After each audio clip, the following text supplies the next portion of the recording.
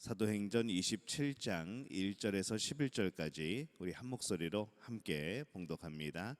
우리가 배를 타고 이달리아에 가기로 작정되매 바울과 다른 죄수 몇 사람을 아구스도대의 백부장 율리오란 사람에게 맡기니 아시아 해변 각처로 가려 하는 아드라무테노 배에 우리가 올라 항해할세. 마게도냐의 데살로니가 사람 아리스다고도 함께 하니라. 이튿날 시돈에 되니 율리오가 바울을 친절히 대하여 친구들에게 가서 대접받기를 허락하더니 또 거기서 우리가 떠나가다가 맞바람을 피하여 구브로 해안을 의지하고 항해하여 길리기아와 밤빌리아 바다를 건너 루기아의 무라시에 이르러 거기서 백부장이 이달리아로 가려 하는 알렉산드리아 배를 만나 우리를 오르게 하니 배가 더디가 여러 날 만에 간신히 니도 맞은편에 이르러 풍세가 더 허락하지 아니하므로 살몬의 앞을 지나 그레데 해안을 바람막이로 항해하여 간신히 그 연안을 지나 미항이라는 곳에 이르니 라세아 시에서 가깝더라. 여러 날이 걸려 금식하는 절기가 이미 지났으므로 항해하기가 위태한지라. 바울이 그들을 권하여 말하되 여러분이여 내가 보니 이번 항해가 하물과 배만 아니라 우리 생명에도 타격과 많은 손해를 끼치리라 하되 백부장이 선장과 선주의 말을 바울의 말보다 더 믿더라. 아멘. 할렐루야. 하나님의 은혜가 오늘 이 새벽에 하루의 첫 시간을 주 앞에 드리는 우리 믿음의 가족들에게 함께 하시기를 예수님의 이름으로 축원합니다. 오늘 말씀은 이 바울이 재판을 받기 위해서 로마로 호송되는 과정을 그리고 있습니다. 오늘 말씀을 통하여서 우리에게 주어진 어떤 상황들에 대한 받아들이는 그런 마음, 또 하나님의 뜻을 받아들이는 우리 그런 마음에 대해서 함께 묵상을 나누려고 합니다. 결국 이 바울이 이제 로마로 압송되기로 결정이 됩니다. 오랜 전도 여행 이후에 이 예루살렘에 왔던 바울이죠. 예루살렘 교회를 돕기 위해서 이제 헌금을 모아가지고 그렇게 또 예루살렘으로 왔었습니다. 그런데 이 예루살렘에 도착한 후에 이 동역자들의 서운한 그런 대우들이 있었고 또 얼마 지나지 않아서 이 동포였던 유대인들에 의해서 이제 죽음을 당할 뻔한 그런 사건들이 있었고 또 이방인 로마 군대에 의해서 또 간신히 구출된 후에 2년 이상의 이 재판을 또 받게 되고 이 결국은 로마로 압송되게 됩니다. 그것도 이제 다른 죄수들과 함께 그렇게 로마로 이제 이송이 되는 것이죠. 아직은 미결수입니다. 뭔가 혐의가 있고 뭔가 결정이 된 건 아니지만은 미결수이지만은 그래도 죄수의 신분으로 지금 로마로 가는 여행이 그에게는 어쩌면은 그렇게 기쁜 일만은 아니었을 겁니다. 이 바울은 전에부터 로마에 가서 복음을 전하고 싶었습니다. 그래서 그곳에서 이 복음을 전하고 교회가 세워지고 하는 모습을 정말 보고 싶고 그렇게 간절히 원했던 것이죠. 또 자신의 제자들이 이미 그곳에 있다는 그런 말도 들었습니다. 몇 년 전에 그는 로마에 편지를 기록하여 보내기도 했던 것이죠. 이 당대의 가장 큰 도시였기에 또 황금어장이기도 한 이 로마에 복음을 전하고 싶은 그의 열정이 보이는 이제 그러한 대목들입니다. 근데 지금 그곳에 가게 되었습니다. 사실 굉장히 기쁜 일이고 이제 소망이 이루어지는 이제 그러한 일들인데 내 신분은 죄수의 신분으로 가게 된 것이죠. 이 하나님께서 바울에게 로마에 가서 복음을 전하라라고 하십니다. 그런데 왜 하필이면 이 죄수의 신분으로 가야 되는 건가? 이 복음을 전하는 그래도 하나님의 종인데 할 수 있으면은 조금 멋있게 우아하게 당당하게 이 로마에 입성하는 게 좋지 않을까? 이제 우리는 그렇게 생각할 수가 있습니다. 근데 바울은 그렇게 생각하지 않았던 것 같습니다. 그는 어찌하든 간에 로마에 가게 된 것을 감사하고 기쁘게 여겼던 것이죠. 죄수의 신분으로 억지로 가고 있는 것인데 근데 그것을 상황을 받아들이는 이 바울을 보면은 그는 억지로가 아니라 정말 자발적으로 가는 사람처럼 그렇게 그려지고 있습니다. 겉모습은 죄수입니다. 분명히 죄수가 호송되는 그러한 모습으로 가고 있는데 그는 죄수 같지 않고 꼭 자유한 사람 같은 것이죠. 그리고 그것은 그가 환경을 불평하지 않고 감사로 받아들이기 때문에 그렇습니다.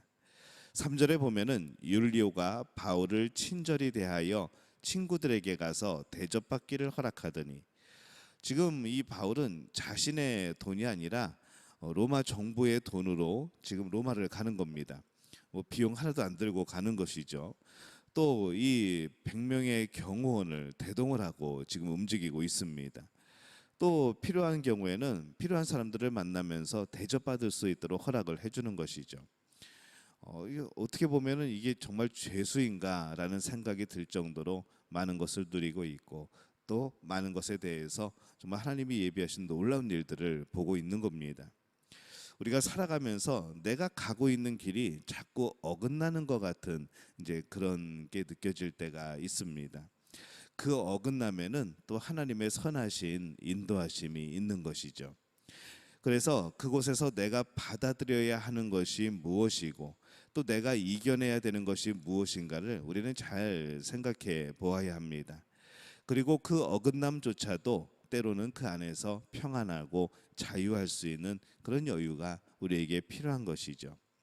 그 어긋남 속에서 하나님의 인도하심을 깨닫고 또 하나님의 역사하심을 우리가 믿는다면 우리는 조바심 낼 필요가 사실은 없는 겁니다. 지금 바울 일행이 로마로 가야 됩니다. 뭐 호송선이 따로 있는 것이 아니고 그냥 일반적인 배를 타고 지금 가고 있습니다. 우리가 생각하기에는 그냥 바로 로마로 가면 될 것 같은데, 이 로마로 가는 직항배가 당시에 없었습니다. 뭐 기술적인 면도 그렇고 여러 가지 뭐 속도도 그렇고 뭐 여러 가지 그런 상황들을 생각할 때에 그 당시에는 뭐 직항이 아니라 여러 군데를 들려서 이렇게 가야 되는 그런 상황들인 것이죠. 그래서 오늘도 이 말씀 우리가 읽다 보니까 굉장히 많은 지명들이 나오고 어디를 거쳐서 어디를 통해서 가려고 하다가 다시 어디를 통해서 가게 되고 이제 계속 그런 내용들이 나오는 것이죠. 이쪽 항구에서 저쪽 항구로 조금씩 앞으로 나아가는 방법입니다.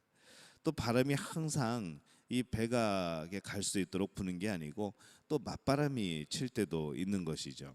4절에 보면은 거기서 우리가 떠나가다가 맞바람을 피하여 구브로 해안을 의지하고 항해하여, 그렇게 기록을 합니다. 이 맞바람을 피하기 위해서 시돈에서 짧은 코스로 가지 못하고 구브로 섬을 중심으로 뭐 시계 반대 방향으로 돌아서 그렇게 갑니다. 또 그레데 섬을 방패 삼아서 해안을 따라서 로마가 있는 서쪽으로 조금씩 나가는 것이죠. 이 참 배를 타고 가면서도 이게 내 맘대로 가지는 것이 아니라는 겁니다.